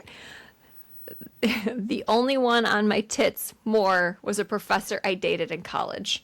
And he goes, Mom, could we please not say tits? And like without missing a beat as she's saying that, Daryl walks in and he immediately is like, I don't even know how to describe it. Like he's one of those people where I feel like he's like really wanting to be Brad's friend. And he's just like, oh, like how long was the trip? Like, oh, do you guys need gas money? Like, let me get you gas money. And Brad's like, okay, Daryl, settle down. Like, I make more than you. Like, we don't need to do any of this. Like, and then Daryl goes, I'm not trying to replace your dad. I just want to be friends. And Brad then unloads and he's just like, Brad, you were my friend. You were my best friend. We rode bikes together. We grew up together. And now you're sleeping with my mom. And it's a little bit weird for me. So this is like his elementary school friend. And Daryl's rebuttal for this was, I never had a sexual thought about your mother until I was 30. And he just thought that was reassuring for Brad. Yeah. And Brad is just like, no, you can't have both. Like you're either dating your mom or you're friends with me. And you're dating my mom. So we are not friends. And Daryl is just like, well, your mother is a sexual being and a great lover. Like, can we read the room for one second? Can we not tell her son that? Like, can we not tell? Like, Can we not nobody be wants to rude hear like about their parents' sexual encounters ever. Like, never. Ever. 0%. 0%. Never. Yeah. So Kate had sent over some games. That's what she sent over because I feel like Paula maybe is not like They a didn't do, Christmas like, present gifts. person. And there Yeah. were no kids there either, so. Yeah. And she's like, okay, it was nice enough to send over some games. So let's play this one game. So they're going to play Taboo. So if you don't know the game Taboo, it is you have a person that's giving the clues, a person that's the buzzer person, and then the person that's trying to guess what the clue giver is saying. But there are certain words, like I think the example was ketchup, and you can't say like mustard, you can't say Yeah, you fries. can't say like condiment or sandwich or something like that. Yeah. And so if you say any of those like bad word, like not bad words, but like But those just key terms. those then you key get terms, buzzed. you get buzzed, and that means you have to put that card down. You don't get that point, so you have to go to the next card. So that's how that game is played, and it's kind of like a test of how well people know each other. Like if there was like a, like a describing a movie, my best friend Ellen and I, all she would have to be is like that movie with that guy that had that shoe, and I would guess it. You're like And then Shawshank Redemption, and she goes, yeah, yes. yes. And she's like that one movie with the guy with the earring, but he had the blonde wife that fell off the cliff, and I'll be like, oh, da da da da. Yeah. So she literally will text me. She'll text me about movies. She's like, what's that one movie with the girl? She had that red dress, and she was like doing this, and I was like, let me think. Oh yeah, this. And she's like, thank you. So we just have that, like, we can literally have a like, yeah, if you're on the same vibe or brain cell, it's the game for you. yeah, we can definitely have, if you can have conversations across the room without saying a word, this is a great game. Arlen and I can also do that. So Yes. there's two people that I can do that. My best friend Ellen and my daughter. So those are the two people. But we're gonna start off. Who wants to start off? I'll give you the good one. Oh, that's fine. Yeah, Okay, I don't mind. I know you want to do that one. Yes. So yes. So time for Taboo. Daryl and Paula are up first. So she tries to talk about the first word, and she gets buzzed because Brad's like, oh, you can't say, I think it was like Paris, and you can't say France or something. And he buzzes her, and she's like, oh, I have to buzz my ear so loud. And he goes, Mom, it's the same like sound for everybody. It's the same, you know. Yeah. And she gets like kind of perturbed about it. And then she's like, she gets the next word, and she goes to Daryl, she goes, this is me. And then you hear Brad in the back go, cradle robber. And she's like, what? And he goes, she's like, no, this is me. And he's like, oh, and he's like saying all these like sexual being and like great lover, you know. And she goes not a Capricorn, but and he goes, oh, Libra. And she's like, yay. So they get one. Okay. And then the next one is, this is what you dripped all over me. And he's like, oh, wax. And she goes, oh, no, before that. And he goes, ooh, chocolate. And then what does she say before that then? Or after that? After that. No, after that. And he goes, oh, syrup. And she goes, yes. And then what does he say to Brad? It's just, these lines are incredible. He literally like looks over to Brad and goes, oh, like super sticky bro, would not recommend. Says that to her son. Like, what are we even doing? Oh God. Yep. So time's up. And now it's Denver and Susan's turn. Okay.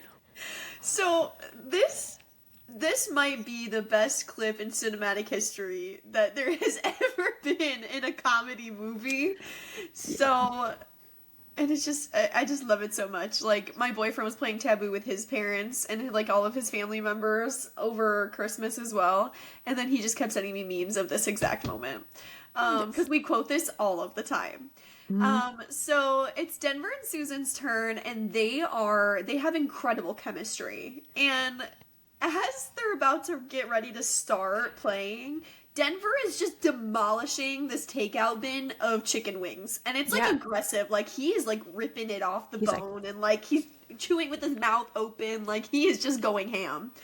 And Brad is just like, dude, like, are you gonna eat that while you're playing? And then Denver just, while he's holding a chicken wing, goes, flip the tube, because they have like the time or the whatever timer, it's called, and then he's just like, all right, flip the tube.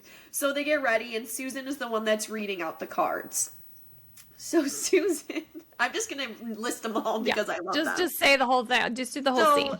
Susan goes, the capital of China, and Denver goes, Hong Kong. Yes.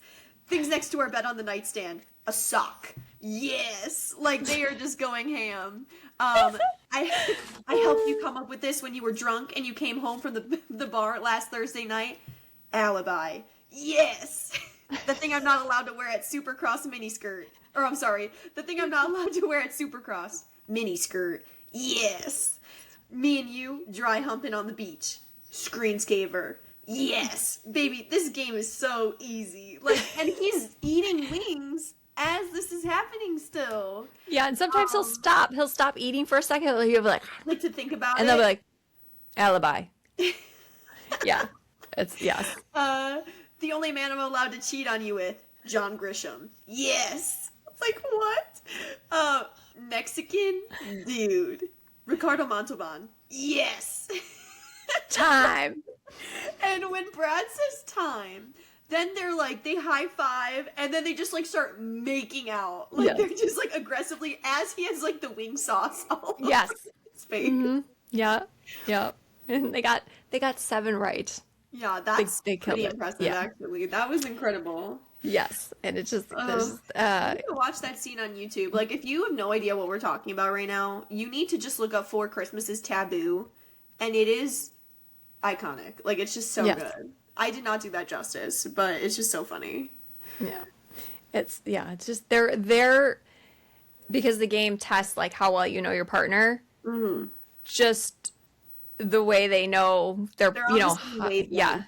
yeah. And the capital of China is not Hong Kong. However, that when she said that, he knew Hong Kong because they're obviously not super educated. Like Brad's a lawyer, went to Stanford, I think, or something like that. One of the, and Kate's, pretty well educated. They're not so, as educated, but just her saying that he knew Hong Kong was the answer, like, which is great that's what makes the scene so great. It's like Hong Kong, China. What's the capital of China? Hong Kong. Yes. That's why China wasn't on there because it's not the capital. Yeah. Oh, it's so funny. This game is so easy. This game is so easy. So now it's Brad and Kate's turn. This goes pretty quickly. And Brad's mom is going to be the buzzer person. I don't think she understands the buzzing rules. So Kate starts out with, "This is the thing I'm most afraid of." And he's like, "Snakes." And she's like, no, like the thing I'm the most scared of. And he's like naming all these things. And then she gets buzzed.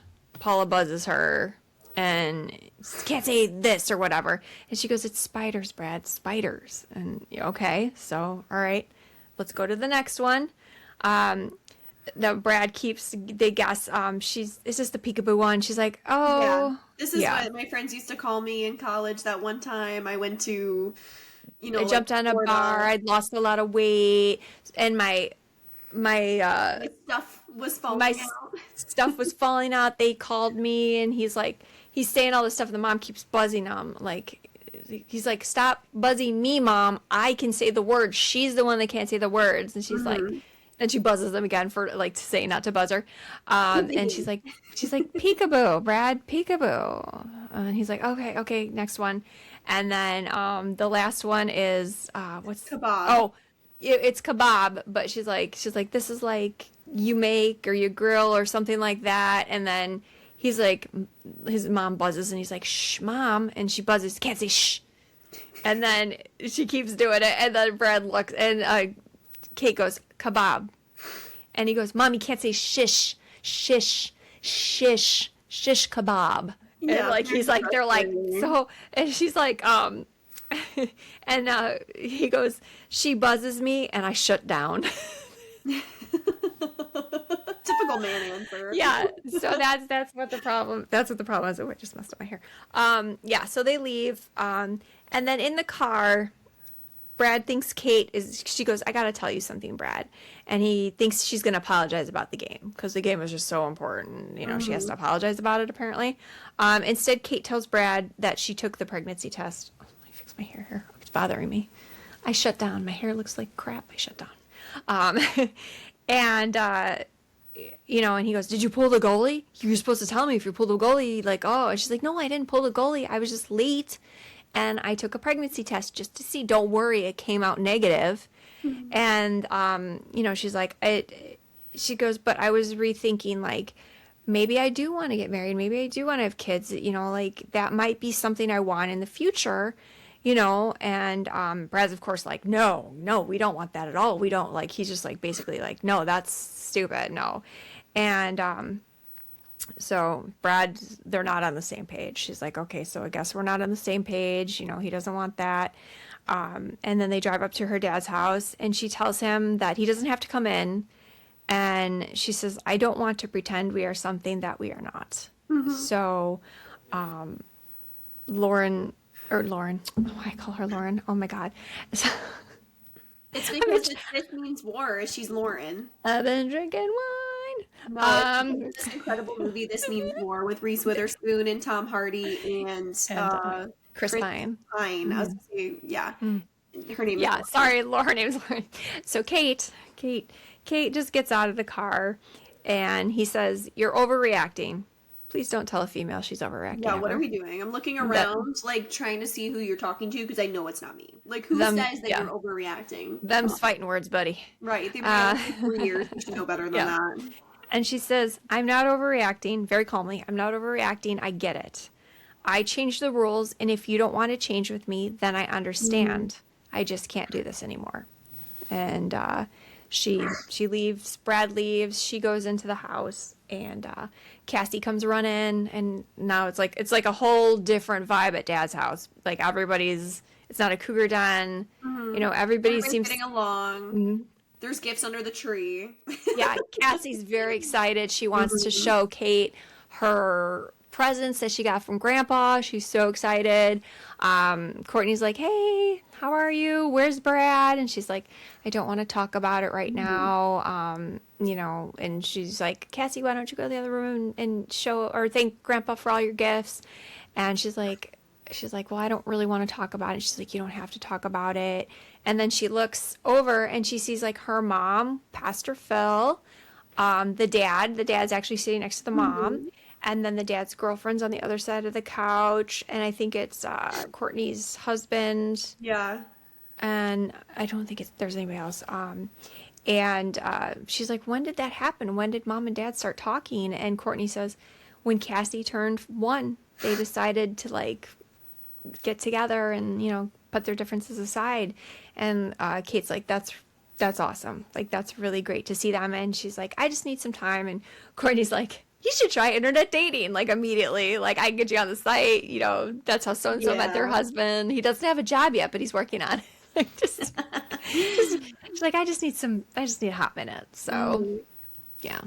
So Yeah, so Kate goes to get some air, and she just goes into, like, it looks like the dad's office, and is just sitting down, and then her dad comes in and is just, like, kind of making a joke. Did Brad go to get a head start inoculating babies in Burma? Because that's what they were saying when before they obviously got caught in their lie. And Kate is just, you know, making a joke and just says, like, "Oh, I guess that you knew we were lying then," and he said that, or the dad said that he's obviously had a lot of experience bending the truth and avoiding his family, and he would do anything to get whatever time back that he missed.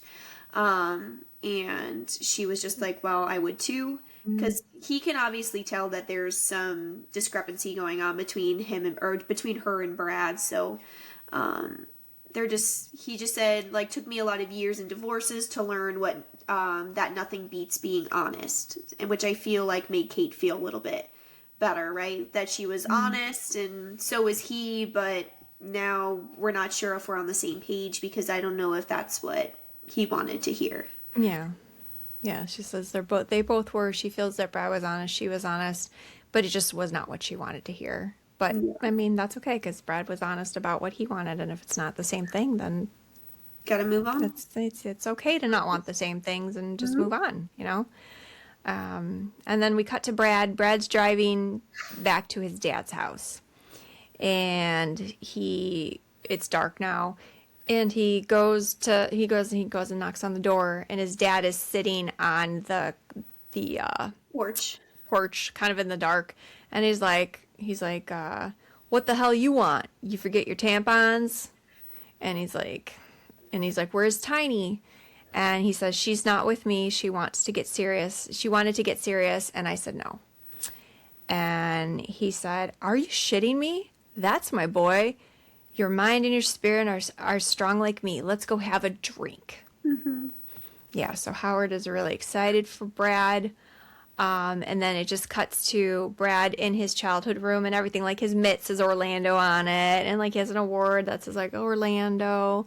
And just, like, all the childhood stuff. And the same thing, Kate's in the study, and she's just thinking about things. And she picks up a picture of her dad when he looked like he was in the military. And she was really young, like 2. like that cute little picture, and she's just thinking about it, you know, and then the doorbell rings. Who's at the door? Yeah, so Brad comes to his senses and he's the one that's at the door. And he just kind of starts rambling off. You can tell he's nervous because it's new territory. And he's just like, okay, well, if you're going to get one, then you might as well get two. Kind of like talking like animals, like, you know how guinea pigs, like they live longer if they have companions. Like, I think that's what he's thinking. And Brad just tells her that he's very comfortable about talking about it because he knows that she's the one to have those conversations with and that he loves her so much and would be crazy to do anything to hurt her or to lose her. Right. And they just kind of talk about, well, we don't have to get married right away and have kids, but at least we can talk about it. And if it happens, it happens. And of course, like Brad's lawyer financial talk is they're good for tax breaks, chores. We can make them do whatever they want. And then they can take care of us when we get older. Mm-hmm. Yeah. Yeah. And they like make up and everything. And he's like, again, this doesn't mean that we're going to get married anytime Right soon away. or have kids right away. Like, and she's like, no, I'm fine with that. I'm fine with that, you know. Mm-hmm. And then it cuts to 1 year later, and we see Kate in a hospital bed with a baby girl, and Brad is right next to her, and he's like, oh, you did so good, you know, like, I got like all mixed up with the like breathing and all that crazy stuff. He's like, but you did so good, Mama, like, great job. And so the nurse comes in, and she's like, we'll be allowing you to have your family come in. And they're like, family? Oh no, we don't have any family to come in. I even learned that she was pregnant. Right. Is what they said. Like, it was what Brad says. Yeah. So they don't know she was pregnant, that they had a baby. And unfortunately for them, they had their baby on New Year's Day. Baby of the New Year. New Year's at this hospital. Be born. So of course the news reporters come in and they're asking them questions, and of course Brad can't speak at all in front of the camera, just like it was before. And he's talking about like a Hoover vacuum or something, because he's talking about the birthing process. Like they used the vacuum to get the baby out. Yeah. And she's just like, oh, he means that, like, we're beyond excited for our new baby to be born and, you know, to be parents. And then all of a sudden the baby projectile vomits on Kate, and then, like, a little bit gets on Brad, and the same stuff that's been happening this whole time. Brad starts dry heaving and gagging. He's like, I got some in my mouth. I got it on me. Like, I can't be, I'm going to do it too. And then, like, as soon as the movie's, like, the cuts are rolling or whatever, he's like, I'm going to do it too. Yeah. He just can't. Yeah. Yep. And that's the end of the movie. That is for Christmases. Cinematic amazingness. Yeah. So I have some budget stuff. So it was released November 26, 2008. I'm assuming that was Thanksgiving, like weekend. Probably. There was an $80 million budget. The first weekend it made $31,069,826. Gross for U.S. and Canada was $120 million, $120,146,040. Worldwide was $164,112,721. So it did make some money. I'm sure they wanted more money than that. Some fun fact. Well, some of them are fun. Vince and Reese didn't get along for this movie. What? They clashed. Dang. So Vince Vaughn is more of like an improv guy, where Reese is more of like script. I need a script. I could see that though, actually. And the way that he works is he likes a lot of improvisational work. So during the chaotic dinner scene, I don't know what scene they're talking about. What chaotic dinner scene is that?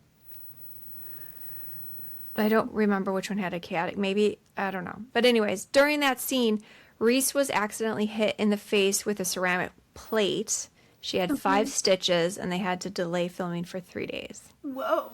Oh, I don't know. I don't, because they didn't eat dinner. We're never sitting down and eating dinner, it seems. Well, maybe at her mom's house, but I don't remember them, like, sitting around formally at a dinner table with that. Because, like, the only other thing I can think of is when they're spatula, like, they're putting the mayonnaise on the thing and everything's flying around. The but Spam. There wouldn't be any plate, I don't think, so I don't know.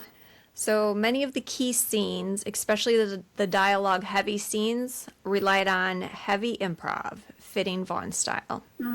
So I can just, He's so, just funny. I could see that. so the creative team behind this is Vince Vaughn, John Favreau, who played Denver, and then Peter Billingsley, who was the Christmas Story Yeah. kid, who was also the ticket attendant.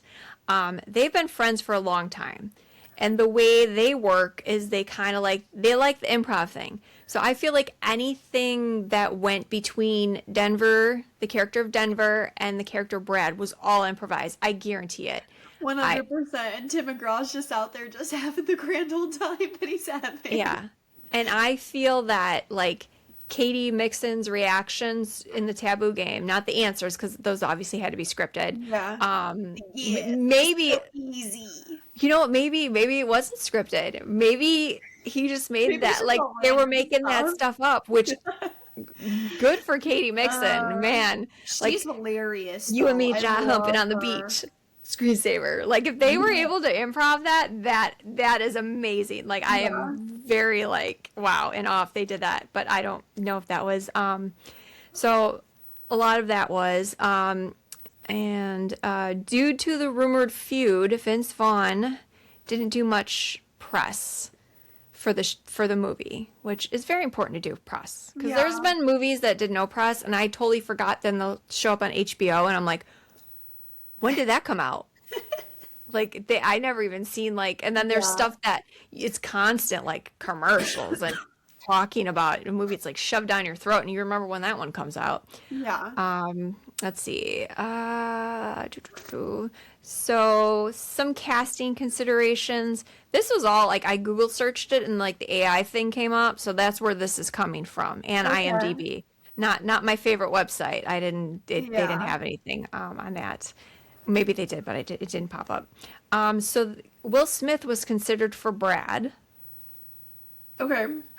Different movie, I think. I don't think that these three were considered as the same cast. They were just like Will Yeah. Smith, maybe with Reese Witherspoon, or Will Smith with maybe somebody else, you know. Melissa McCarthy was considered for Kate. I love that. So if Vince Vaughn was in this with Melissa McCarthy, I feel like she would be a great improver too. Yeah. And I feel like Oh, for sure. like there would have been some like magic like happening. And then Robert De Niro was considered for the role of Howard, who's Brad's dad, Oh no. instead of Robert Duvall. It's gotta be Duvall. It has Duvall, to yeah. be. So let's see. We already know Peter Billingsley was the ticket agent. So all four of the parents, like the main parents, not their like significant others, are all Oscar winners. So Oh. Robert Duvall is an Oscar winner. Oh, yeah. Mary I didn't know she was an Oscar Steenburgen winner. is an Oscar winner. They were like in the 70s and 80s, these Oscars. Okay. Sissy Spacek was, Yeah. I believe that one was for Coal Miner's Daughter, which is Okay. about Loretta Lynn, who is a country singer. I believe. I'm not a country fan. And then, who was the other dad? John Voight. Yeah, Yeah. he won an Oscar as well. But he's in it for like 3 minutes, so. Right. We didn't even know the man's name. The cast also includes 2 country and western singers. I know you know one of them. Yeah. We got our buddy Tim McGraw. And the other one is Pastor Phil. Oh, you did tell me this, but I did not know who this man was. Dwight Yoakam. Now, Dwight Yoakam is like old, like 80s, I think, at least Yeah. 80s, maybe 70s, like old school. And then, so the cast also includes 3 people that won Oscars playing country and western singers. So Reese Witherspoon won for right. I Walk the Line, or whatever it's called. The Johnny Cash I one. was thinking she Yeah, where wasn't she the- she won for that. Robert Duvall won for, I don't know which one it was. It wasn't like it was probably somebody's watched a story, lot of- but I've never heard of the movie. Sissy Spacek did win for Coal Miner's Daughter, Yeah. where she did portray Loretta Lynn, Okay. who is a very good country singer. That's another I old don't school watch one. a lot of those biopics. I guess I should start. I don't know. Yeah, so I grew up, okay, so I grew I up, Walk the Line, the one with Joaquin Phoenix, or no? yes. Oh, Yeah. okay. So I know Yeah. that one. I never She seen it, but played I know June that one. Carter She played the Cash. June. Yeah, yeah, yeah. Yeah. That's all the fun stuff. Yeah. We'll get this out hopefully tomorrow. And then we're gonna record the It's Florida Man that. Oh, you guys aren't even ready for this. Oh, It's you're not. honestly Yes. so amazing. If you have small children or you don't want anybody swearing or throwing out the word hoe a lot, or I like to use the word hoe a lot. That's my favorite word to use. Yeah, then don't have your kids anywhere near this. Even if you let your kids listen to this, I always try to put explicit because we at least drop at least one swear word per thing, and I don't want a mom complaining, going, "You didn't have the explicit warning on there. Now I'm suing you." Shark Yes. and the Yeah. K-pop demon hunters, and you'll be fine. Yes, but if you are a Gen Xer, then your kids are good. They have no problem with swear words. So we will try to get that. We'll get this out as soon as possible, and like I said, we're gonna just drop them randomly, the Florida Man one, as we can watch them, because they're only 24 minutes each, and And there's we'll only do. 6 episodes, I want to say, or There's a something like season that. 2. Oh, I didn't even know that. There you go. Yes, The more you know. yes. So And they have some pretty iconic people. Like in the second episode, I'm not going to spoil anything, but I was very surprised of like how The great this cast list is. Yeah, the reenactment is on point with this. It kind of reminds me of Drunk History, where Yeah, the drunk people are telling the story, and the reenactment actors are like mouthing the words that they like, and he said this, and then they're like, "Ah." So that's what it reminds me of. But it's all about Florida, so it's somewhat fun. Yeah. So be sure to like us, subscribe if you can. Every little bit helps. I see we have like 1 or 2 new subscribers, and I was really excited. What do we have, like 5 or 7 now? Yay! I don't care. Like just subscribe, and you don't even have to listen to us ever again. Just push the button. Like that would help us out. It would be great. I mean, we don't do this for any other reason than we really enjoy it. But we would like to, get more listeners out there. Like, I want feedback from more people about like what you guys want to see too. Yeah. Do you like us talking about our personal lives, or are you like, shut the hell up, we don't care, just go over the movie? The first 20 minutes of that. Yeah. No, you all deserved an explanation and not a generic, we were busy. This is why. Yeah, no, we Eyesight. Hot Mess Express over on this side. Office Express. Heating problems. We had to go see some shows. Yeah. Problems. You know how it goes. Yeah. Just lifing. Literally, life be lifing. Never a dull moment in this family. We are Murphy's Law. If it can happen, it will happen. Oh my gosh, that's so real. It only happens out of every 6 men, only 1 woman, and it's very rare. You are the one woman. The woman. Right here, this gal. Right here, the one woman. Yep. Lucky you.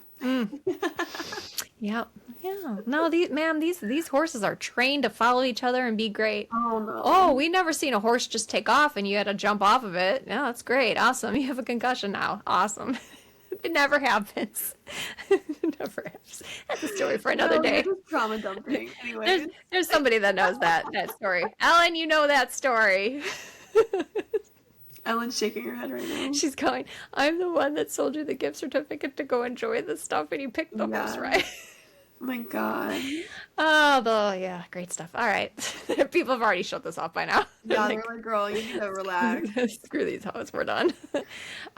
So if you can, like we said, subscribe, follow us we're on YouTube, Spotify, Apple Podcasts. Yeah, if you don't want to look at our faces, podcast or music, that's where we are. Yeah, you don't have to look at our faces, but it's way more fun because, my hair gets messed up. Yeah. I'm drinking. I'm gonna start drinking wine. That's gonna be my new thing. I'm just gonna drink wine and then slowly, since I'm a lightweight. Saying it's a new thing is absolutely insane. That is not new that you drink. Okay, wine. I knew they drinking while I'm on the podcast. Yeah. Yes, and I encourage others to as well drink wine while they're enjoying the podcast. Hopefully, they're enjoying the podcast. Yeah. Yes. So, So that's that. We want to thank everybody, all 10 of you if there is, maybe 10, maybe 10. Oh, 7, double digit. 6, 5, maybe. We wanted, as I'm like talking with my hands and karate chopping things. Just Oh God, this is so bad. People have turned this off 30 minutes ago. I'm gonna keep going. We wanted, on the behalf of myself and Ireland, I am the Gen X mom. and I'm the Gen Z daughter. Yes, we want to thank you for joining us for this amazing, super fun episode of Butterscotch Rewatch, and we hope to see you next week. We'll see you guys Bye. next time. Bye.